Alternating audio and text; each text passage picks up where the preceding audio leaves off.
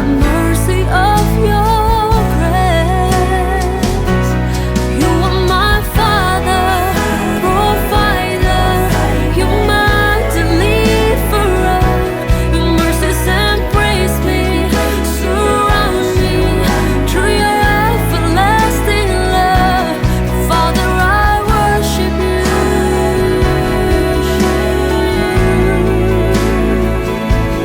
You are my Father, provider, you're my deliverer. Your mercies embrace me, surround me through your everlasting love. Father, I worship you.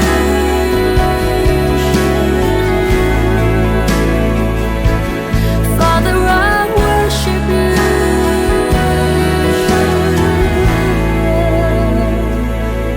Father, I worship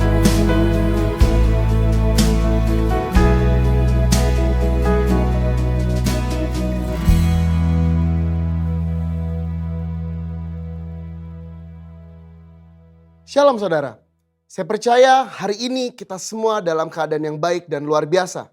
Dalam edisi Voice of Pentecost kali ini, kita akan membahas berkat bagi orang yang menjaga integritas hidup.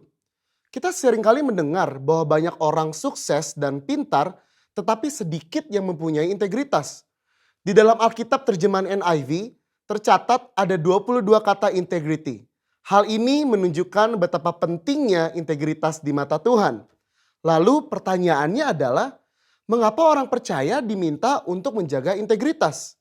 Orang-orang yang menjaga integritas, hidupnya akan mendapatkan keamanan, perlindungan, anak cucunya akan ikut bahagia, tuntunan, serta perkenanan dari Tuhan. Di dalam Efesus 4 ayat pertama mengisahkan bagaimana Paulus yang sedang dipenjara memberikan nasihat kepada jemaat di Efesus supaya mereka menaruh bobot panggilan sebagai anak-anak Tuhan seimbang dengan gaya hidup yang menunjukkan kualitas moral dan karakter yang sesuai. Sekarang kita akan mempelajari berkat dan manfaat dari orang yang menjaga integritas hidupnya. Yang pertama, keamanan dan perlindungan dari Tuhan.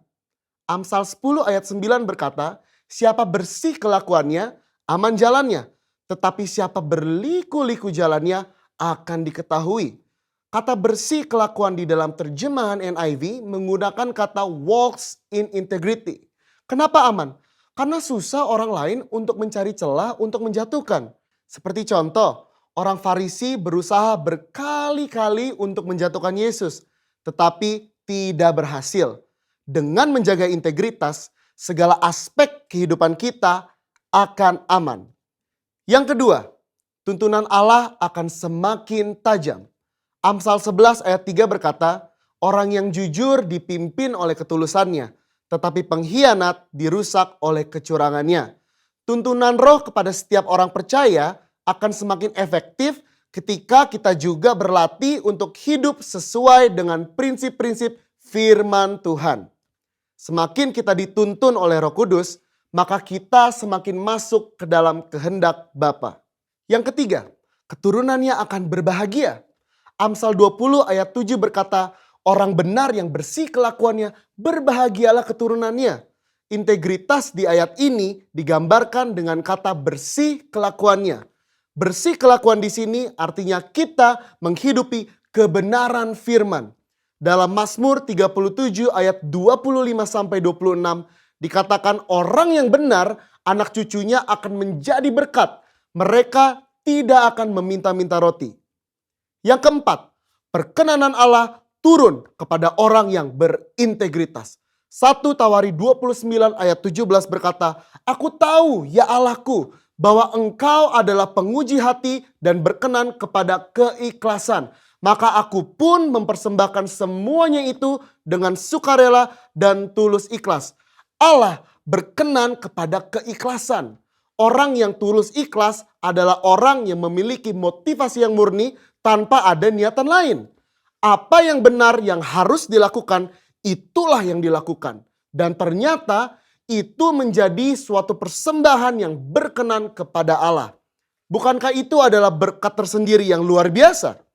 Perkenanan Allah membawa berkat tersendiri dalam hidup kita.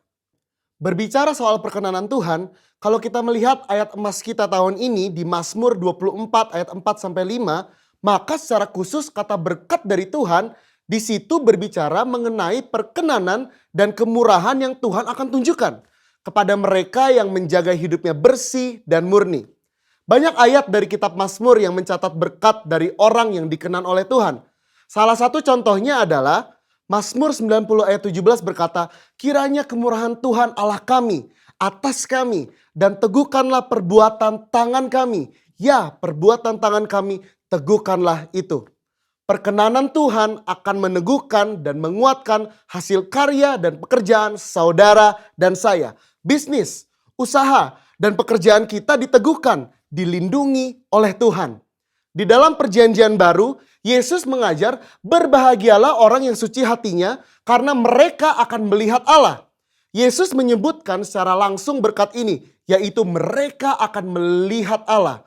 Melihat Allah di dunia ini artinya melihat perbuatannya yang baik, melihat pertolongannya, dan pada akhirnya betul-betul kita melihat Allah dalam segala kemuliaannya ketika Dia menjemput kita kali yang kedua. Siapa yang mau hidup berintegritas setelah mendengar begitu banyak berkat yang Allah sediakan? Saya percaya kita semakin semangat hidup sepadan dengan panggilan Tuhan yang mulia. Saudara, untuk penjelasan lebih lengkapnya dari tim teologi kami, jangan lupa buka link yang ada di atas atau scan QR Code yang tersedia. Salam integritas, Tuhan Yesus memberkati.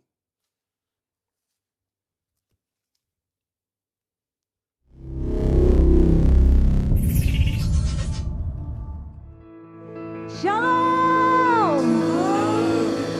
Masuk di minggu kedua di bulan Maret ini, apapun keadaan kita Bapak Ibu Saudara, kita memperkatakan Tuhan kita hebat, Tuhan kita dahsyat, katakan amin. Tepuk tangan bagi Tuhan Yesus Kristus.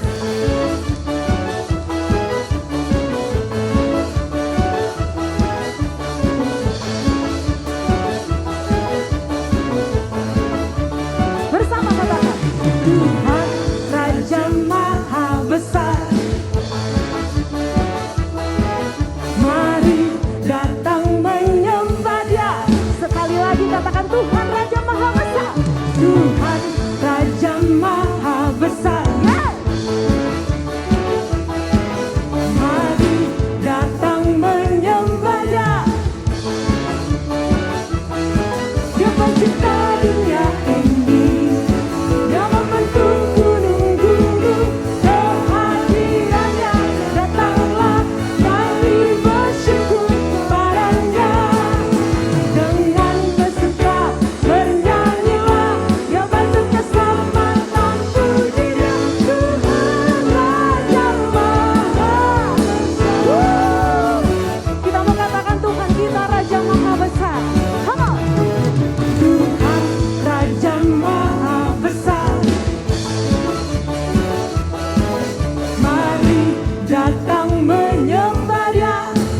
Sekali lagi katakan Tuhan. Tuhan Raja Maha Besar. Mari datang menyembah Dia. Dia pencipta dunia ini. Dia membentuk gunung-gunung. Kehadirannya datanglah, mari bersyukur. Mari dengan bersuka, dengan bersuka bernyanyilah. Dia bantu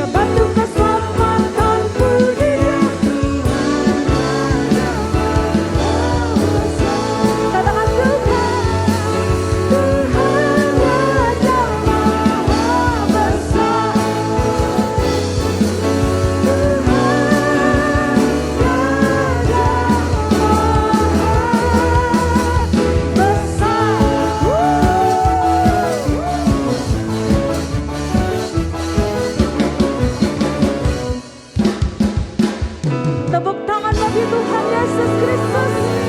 Sorakan haleluya.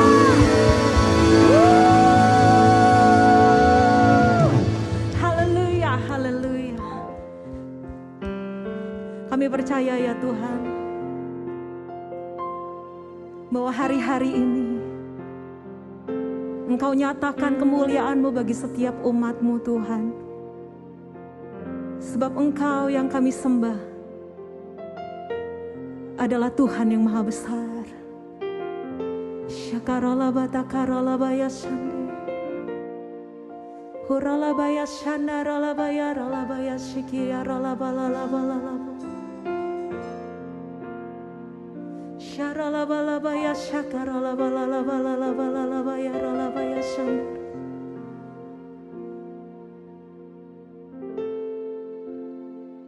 Selama ku menyembah-Mu, ku percaya bahwa mujizat masih terjadi. Selama Kau besertaku, ku melihat ada mujizat setiap hari. Selama ku menyembah-Mu, ku percaya bahwa mujizat masih terjadi. Selama Kau besertaku, ku melihat ada mujizat setiap hari. Boleh sama-sama kasih tepuk tangan bagi Tuhan Yesus. Tiada berubah kuasa nama-Mu, tiada berkesudahan kasih setia-Mu. Apabila Tuhan sudah berfirman, maka semuanya jadi. Selama ku menyembah-Mu, ku percaya bahwa mujizat masih terjadi. Selama Kau besertaku, ku melihat ada mujizat setiap hari. Kami percaya tiada berubah kasih-Mu Tuhan, tiada berubah kuasa nama-Mu, tiada berkesudahan kasih setia-Mu. Apabila Tuhan sudah berfirman, maka semuanya jadi. Selama ku menyembah-Mu, ku percaya bahwa mujizat masih terjadi. Selama Kau besertaku, ku melihat ada mujizat setiap hari. Selama ku menyembah-Mu, ku percaya. Amin Tuhan Yesus. Mujizat-Mu masih berlangsung sampai hari ini Tuhan. Selama Kau besertaku, ku melihat ada mujizat setiap hari. Seri jemaat Tuhan sendiri bersama dengan singer katakan dari awal. Tiada berubah kuasa nama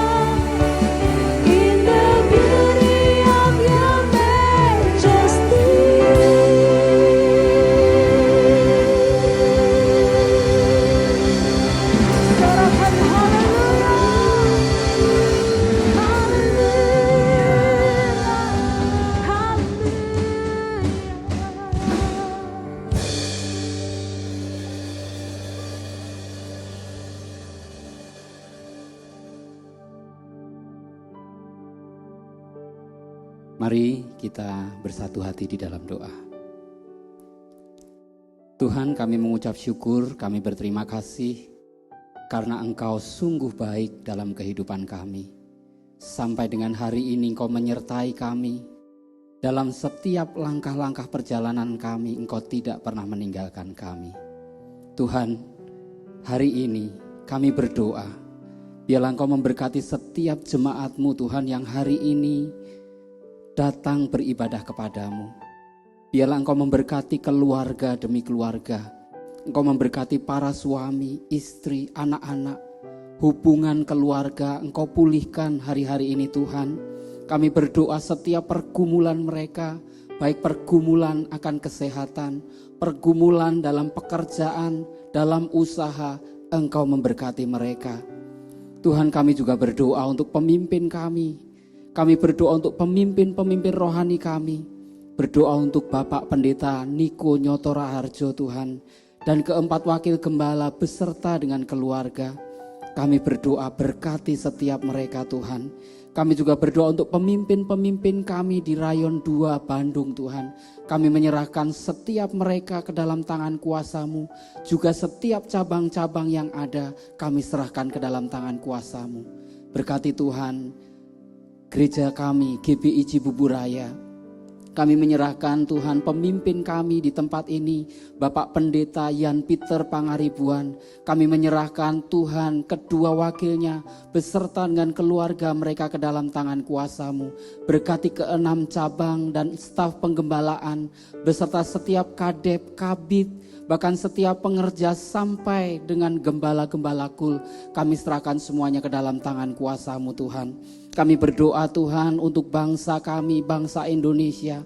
Kami terus berdoa, kami terus memohon kepadamu Tuhan. Biarlah kiranya belas kasihan-Mu Engkau curahkan, sehingga bangsa kami akan mengalami pemulihan segala sesuatu. Kami berdoa Tuhan, berkati pemimpin-pemimpin kami di bangsa ini. Dari pusat Tuhan, Bapak Presiden Joko Widodo beserta dengan Pak Ma'ruf Amin, beserta menteri, tokoh-tokoh masyarakat, tokoh-tokoh agama, pemuka-pemuka masyarakat semuanya dari pusat sampai dengan daerah kami serahkan ke dalam tangan kuasa-Mu Tuhan.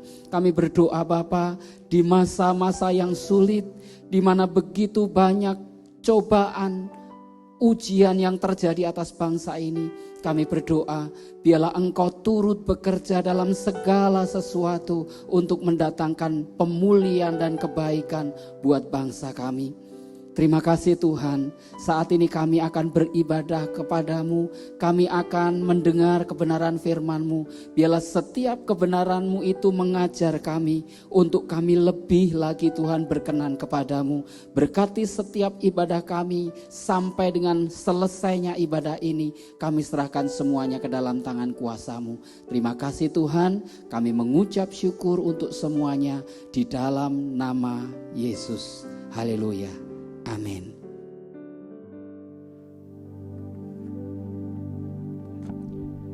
Shalom Bapak Ibu sekalian, jemaat yang dikasihi Tuhan, apa kabarnya? Walaupun kita gak berjumpa secara langsung, tapi saya berdoa setiap saudara yang menghadiri ibadah ini diberkati Tuhan lewat pujian penyembahan, dan sebentar kita ingin membahas kebenaran firman. Nah Bapak Ibu, hari ini kita membahas kebenaran firman yang diambil dari 1 Samuel pasal yang keempat dan yang ketujuh. Kita akan belajar dari Tugu Ebenezer. Ya, ada 3 hal yang dapat kita pelajari dari Tugu Ebenezer. Nah, Bapak Ibu, memasuki tahun 2021, sekarang kita sudah memasuki bulan yang kedua. Ya, ini COVID merajalela, pandemi masih ada di mana-mana. Ya, dan terakhir kalau saya lihat saudara, tingkat kematian pun masih cukup tinggi. Ya, sekalipun rata-rata orang yang positif itu sudah mulai menurun Bapak Ibu, tetapi ini masih ada. Ya, puji Tuhan ada vaksin Bapak Ibu. Tetapi kita sudah melewati beberapa bulan, hampir 10 dan 11 bulan pandemi berlangsung di Indonesia. Kita mungkin bertanya sama Tuhan, Tuhan, apakah Tuhan gak mendengarkan doa umat? Apakah Engkau hendak melakukan sesuatu yang kita mungkin gak tahu apa rencana Tuhan? Saudara, saya yakin masing-masing kita pasti bergumul dengan pertanyaan tersebut. Dan Bapak Ibu izinkan ya, saya berbicara bahwa apapun yang kita rasakan tentang Tuhan itu tidak mengubah janjinya di dalam firman Tuhan.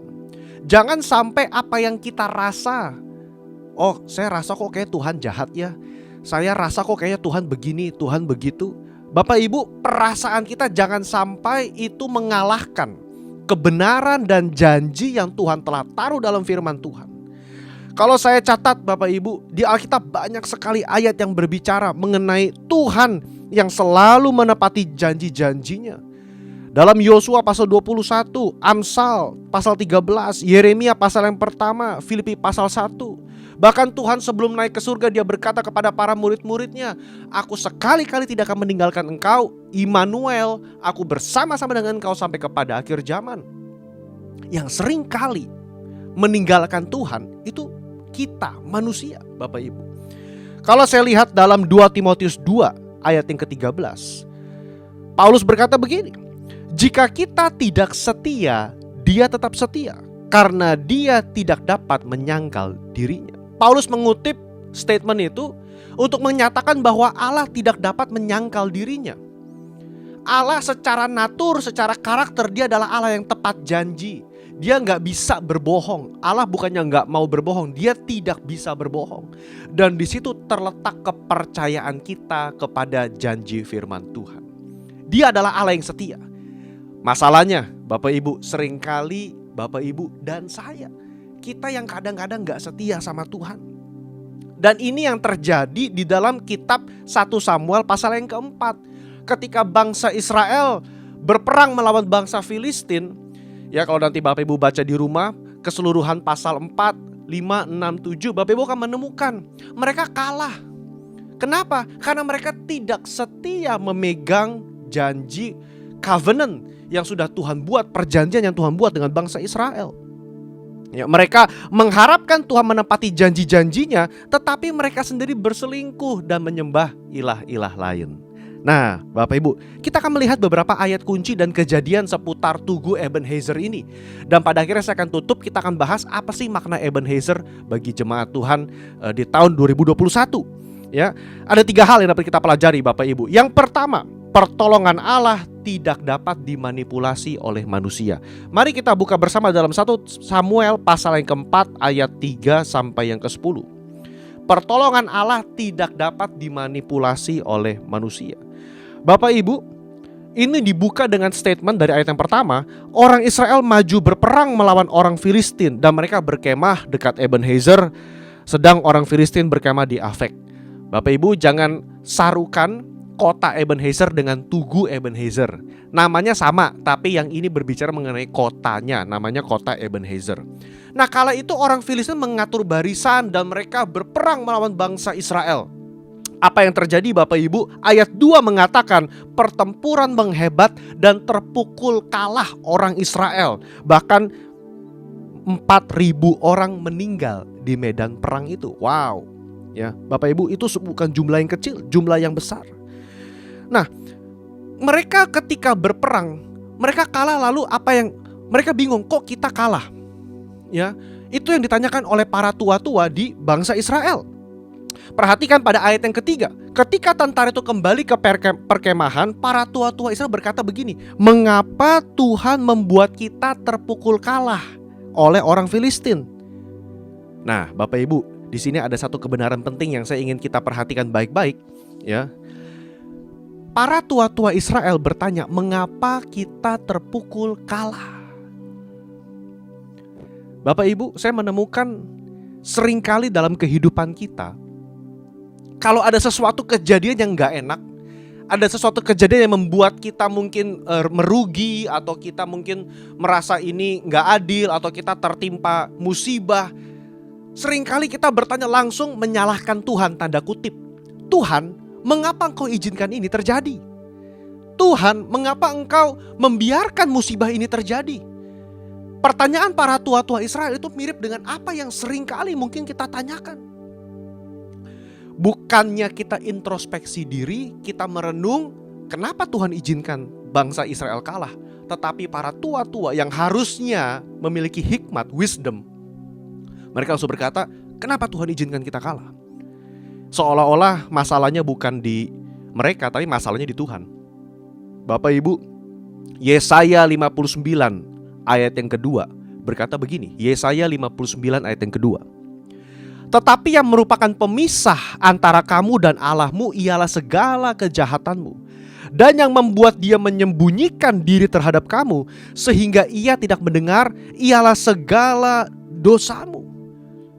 Ketimbang mereka bertobat, minta ampun, introspeksi mengenai dosa-dosa mereka dan bertobat, mereka langsung salahkan Tuhan.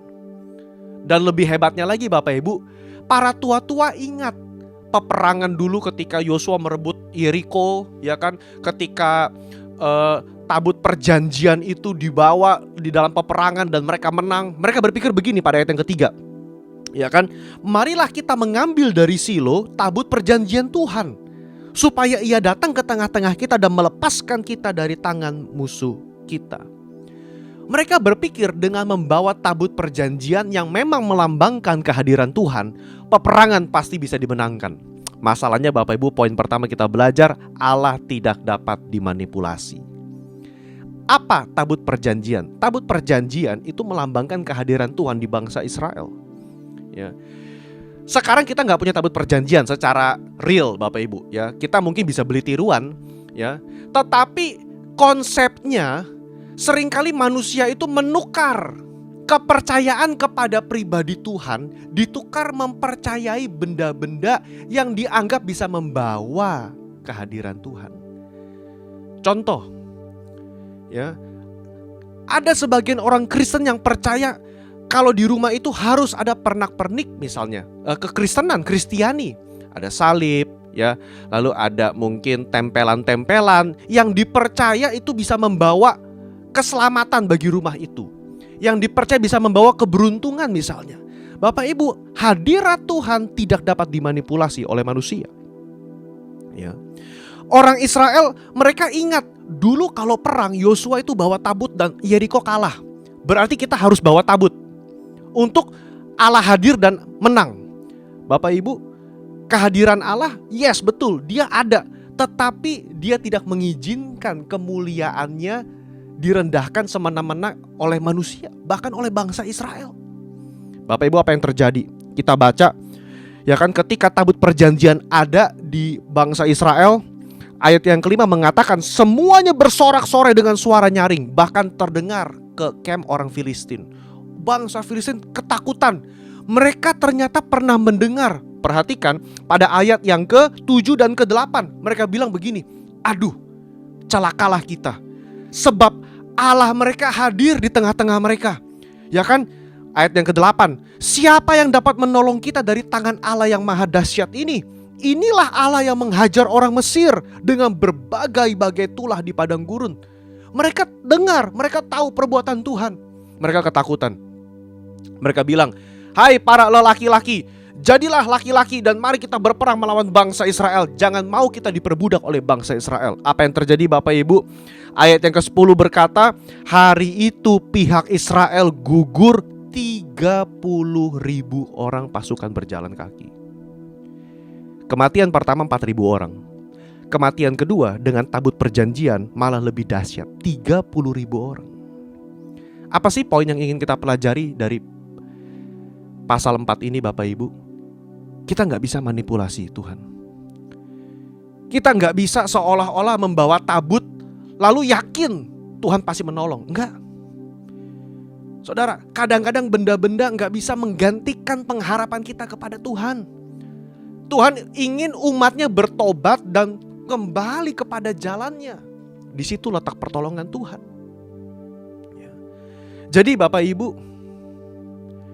pada pasal 4, sekalipun kita belum melihat Tugu Ebenezer, nanti kita akan lihat pada pasal yang ke-7, ya, pasal yang ke-6 Bapak Ibu. Kita belajar apa?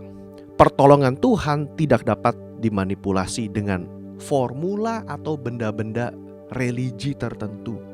Ya, kemenangan dalam hidup hanya didapati ketika kita percaya dan berharap penuh kepada Tuhan. Bapak Ibu, singkat cerita pasal 4, pasal 5, bait suci itu diambil dari umat Israel, dijarah oleh bangsa Filistin.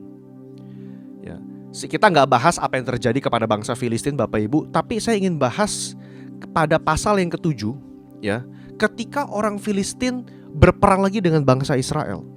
Ya, jadi Bapak Ibu mari kita lompat 3 pasal Bapak Ibu, dari pasal 4 ke pasal 7. Ya, nah di sini kita pelajari poin yang kedua. Tadi yang pertama, kehadiran Allah tidak dapat dimanipulasi oleh manusia. Poin yang kedua, ya, Allah merespon pertobatan umatnya dengan pertolongan.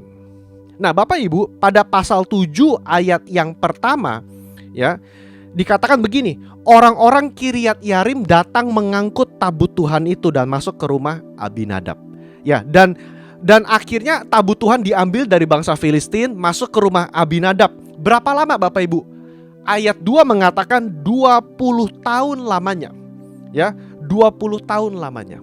Jadi antara pasal 4 sampai pasal 7 ada jeda waktu 20 tahun. Pada saat ini Samuel sudah menjadi nabi atas Israel. Dan apa yang terjadi? Bangsa Filistin cari gara-gara lagi. Mereka maju berperang melawan Israel. Maka mengeluhlah seluruh umat Israel. Apa yang dikatakan oleh Nabi Samuel? Ayat yang ketiga kita baca Bapak Ibu. Berkatalah Samuel kepada seluruh kaum Israel, jika kamu berbalik kepada Tuhan dengan segenap hati, jika kamu berbalik kepada Tuhan dengan segenap hati, maka jauhkanlah daripadamu Allah asing, para asitoret di tengah-tengahmu. Tujukan hatimu kepada Tuhan dan beribadahlah hanya kepadanya, maka Ia akan melepaskan kamu. Bapak Ibu, dari ayat 3 kita pelajari satu hal. Selama 20 tahun bangsa Israel, dia hatinya masih menyembah Allah asing. Mereka gak belajar dari kesalahan 20 tahun yang lalu. Mereka gak belajar dari kesalahan pada pasal 4. Ketika mereka kalah, harusnya mereka bertobat, minta ampun. Tetapi enggak, mereka masih menyembah Allah asing, masih menyembah Asitoret. Apa yang diminta Samuel? Bertobat. Pertobatan adalah sebuah langkah penting dalam kehidupan manusia. Ketika dulu kita masih berdosa, hidup dalam kehidupan yang lama, pesan Injil berkata apa? Bertobatlah, sadar dan bertobatlah, dan terima pengampunan dosamu dari Tuhan Yesus. Hari ini Bapak Ibu, mungkin di antara kita ada yang sudah bertahun-tahun, ya, sepertinya kok hidup kita stuck begini-begini aja. Kok sepertinya kita berdoa kok kayaknya doanya mentok. Kok sepertinya Tuhan kayaknya tangannya gak menolong. Di mana Tuhan? Ingat, Yesaya berkata, yang menjadi penghalang antara engkau dan Tuhanmu adalah dosamu. Dan itu yang dikatakan oleh Nabi Samuel. Kalau kamu ingin menang dalam perang ini, bertobat. Poin yang kedua, Allah merespon pertobatan. Bapak Ibu, pertobatan adalah sebuah keputusan yang kita ambil setiap hari. Bukan cuma bertobat pas kita selamat mungkin 50 tahun yang lalu, 10 tahun yang lalu. Bukan. Pertobatan adalah sebuah langkah yang kita ambil hari demi hari. Ya. Pentakosta sangat menekankan konsep pengudusan pribadi. Bagi umat Pentakosta, Bapak Ibu, kita menekankan pengudusan secara pribadi. Kenapa? Karena ada firman mengatakan dalam 2 Korintus 7 ayat yang pertama, kita diminta melepaskan diri, menyucikan dari pencemaran-pencemaran jasmani dan rohani, serta menyempurnakan kekudusan dalam takut akan Tuhan. Diminta menyempurnakan kekudusan. Bagaimana kita menyempurnakan kekudusan? Bertobat dari jalan-jalan kita yang salah. Bertobat dari pencemaran jasmani. Apa itu pencemaran jasmani? Pesta pora, perbuatan daging, kemabukan, gosip. Bapak Ibu, mungkin jempol kita ini sering forward berita-berita hoax. Bapak Ibu, dulu orang menggosip pakai mulut, sekarang kita pakai jempol. Itu sama. Ya, kita harus bertobat dari hal-hal seperti itu. Lalu pencemaran rohani. Bapak Ibu mungkin berkata, Pak, saya gak punya dewa, saya gak nyembah ilah-ilah asing. Di rumahku gak ada, cuma Tuhan Yesus. Tapi Bapak Ibu, seringkali ilah asing masuk dalam wujud apa? Mamon. Yesus berkata, kamu harus pilih, nyembah aku atau nyembah Mamon. Pilih, aku atau Mamon. Kenapa? Karena cinta akan uang dapat mengambil prioritas pertama, yaitu Yesus dalam hati kita. Kita berkata, Pak, saya nggak nyembah dewa-dewa, nggak ada patung. Tapi yang kita sembah cinta akan uang. Dalam hidup kita, ternyata kekayaan, kenikmatan duniawi itu lebih tinggi daripada kecintaan kita akan kekekalan surga itu.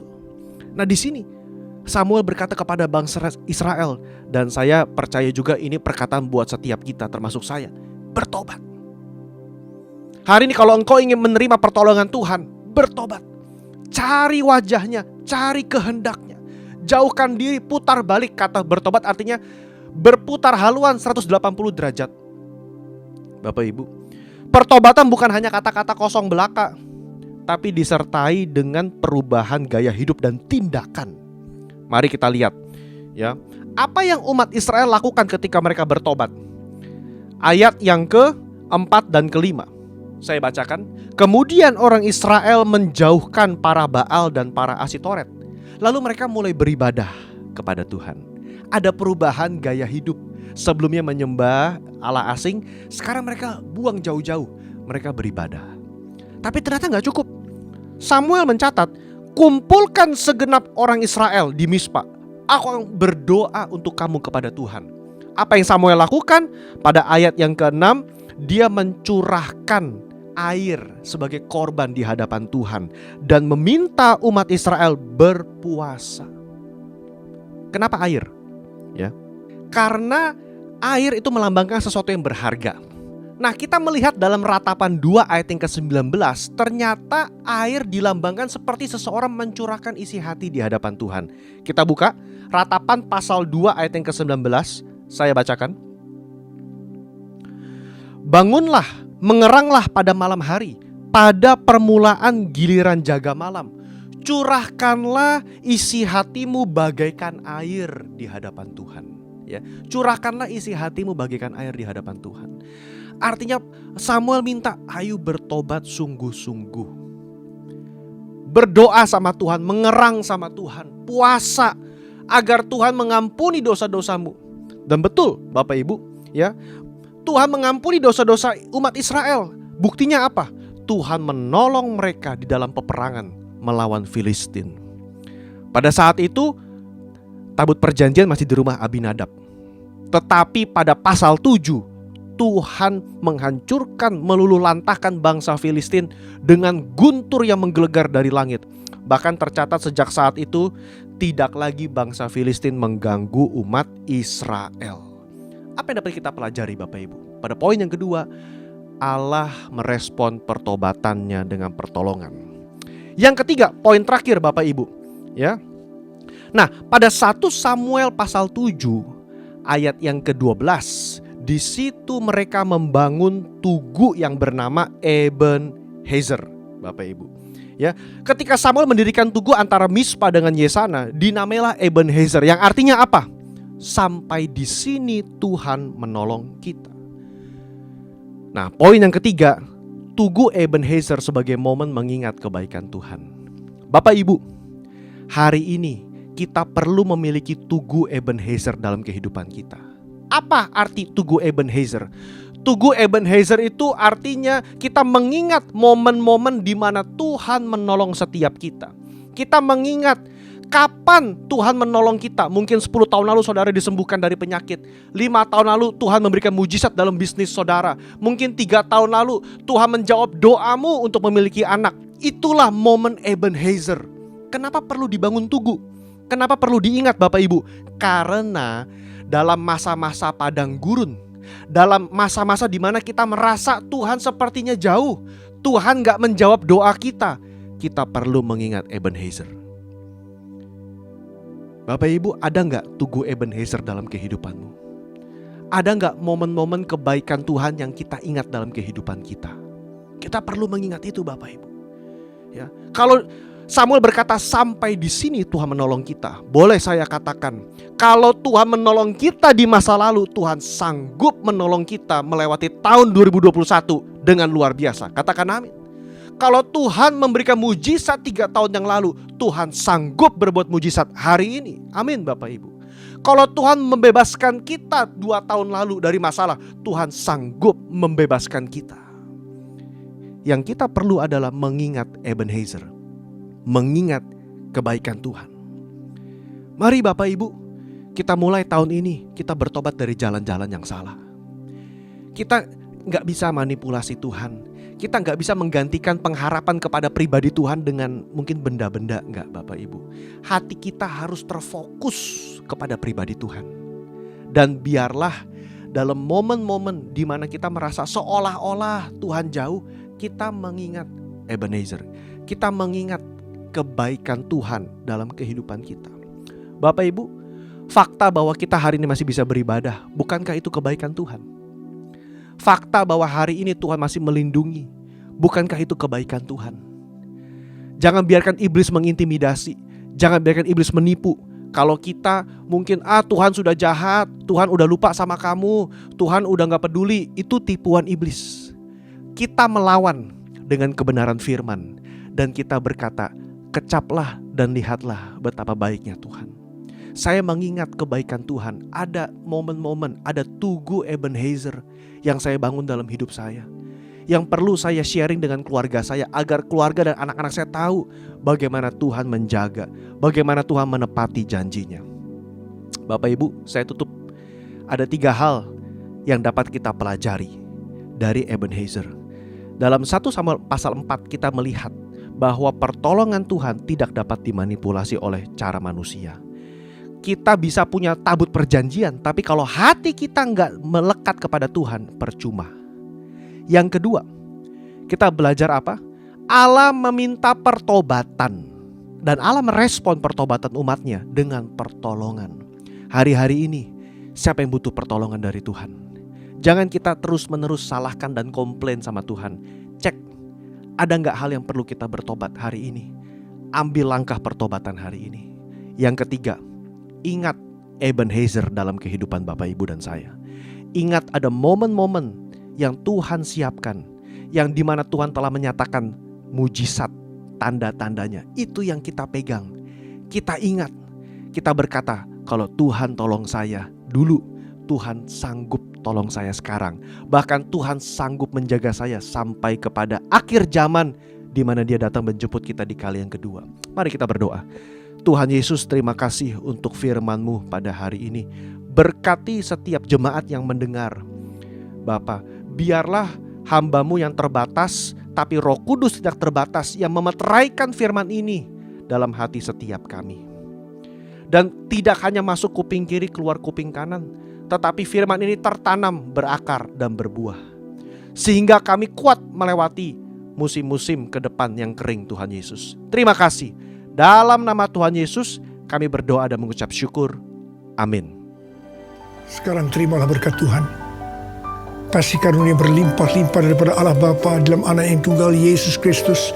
Persekutuan yang manis dengan Roh Kudus menyertai saudara sekalian mulai hari ini.